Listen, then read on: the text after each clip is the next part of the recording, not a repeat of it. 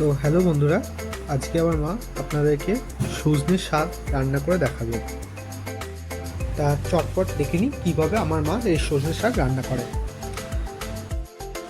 তা প্রথমে দেখতে পাচ্ছি আমার মা এই সজনের পাতাগুলো আস্তে আস্তে ছাড়িয়ে নিচ্ছে। আপনারা দেখতে পাচ্ছেন কীভাবে আস্তে আস্তে ছাড়িয়ে নিচ্ছে। আপনারা চাইলে এইভাবেও ছাড়িয়ে নিতে পারেন। তা এই সজনের পাতা কিন্তু আমাদের শরীরের জন্য খুব উপকার। যেমন হার্টের যদি প্রবলেম থাকে বা লিভারের যদি প্রবলেম থাকে বা ব্লাড সুগার মেনটেন করার জন্য এই সজনে পাতা খুবই উপকার আমাদের শরীরের জন্য।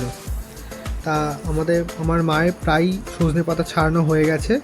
তা এই দেখুন, আপনারা দেখতে পাচ্ছেন কীভাবে মা সুন্দরভাবে সজনে পাতা ছাড়িয়ে নিয়েছে।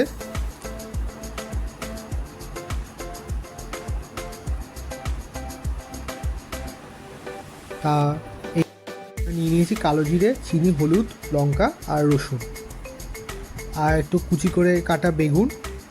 তা প্রথমেই আমরা একটা কড়াইতে জল গরম করব।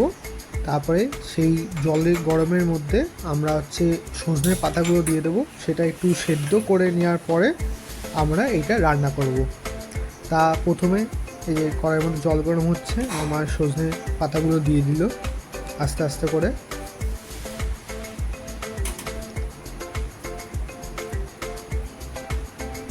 এই যে এই সজনে ডাল থেকে আমরা সজনের পাতাগুলো নেওয়া হয়েছে। তা এই আমাদের প্রায় সেদ্ধ হয়ে এসছে সজনের পাতাগুলো। এই যে মা আস্তে আস্তে করে তুলে নিচ্ছে।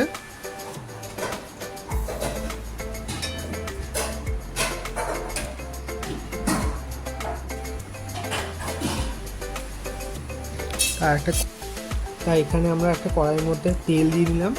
এবার তেলটা আস্তে একটু গরম হয়ে যায়।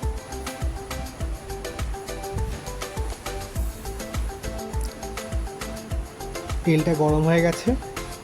এবার আমরা দেব কালো জিরে,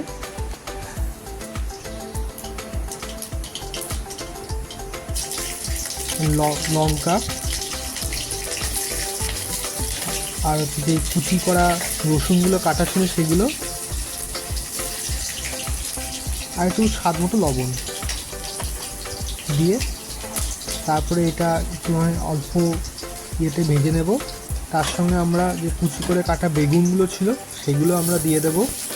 আপনারা দেখতে পাচ্ছেন যে কীভাবে বেগুনগুলো কাটলে তাহলে স্বাদটা খুব ভালো আসবে, এইভাবে যদি আপনারা বেগুনগুলো কাটেন। তা এটা আস্তে আমরা একটু ভেজে নেব।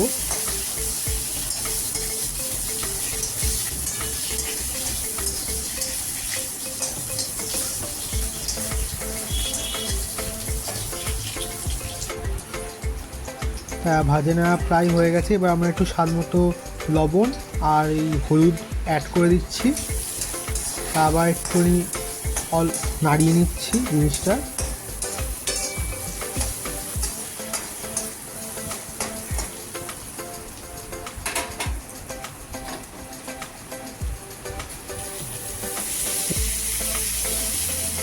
এবার যে সেদ্ধ করে রাখা যে সজনের পাতাগুলো ছিল সেগুলো আমরা দিয়ে দিলাম।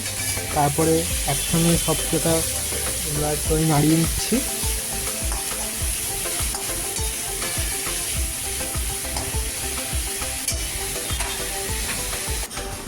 এরপর আমরা একটু স্বাদ মতো চিনি দিয়ে দেবো। এই চিনিটা দেওয়ার ফলে আমাদের টেস্টটা একটু ভালো আসবে। তা এটা দেওয়া হয়ে গেলে চিনিটা দিয়ে আবার একটুখানি পুরোটা জিনিসটা একবার নাড়িয়ে নিয়ে তারপরে আমরা একটা ঢাকা দিয়ে রেখে দেব। কিছুক্ষণ স্টিম পয়েন্টে রেখে দিয়ে তারপরে ঢাকাটা খুলে আপনাদের রেডি সজনের শাক। তা আপনারা বাড়িতে এটা ট্রাই করে দেখতে পারেন, জানাবেন কেমন লাগলো।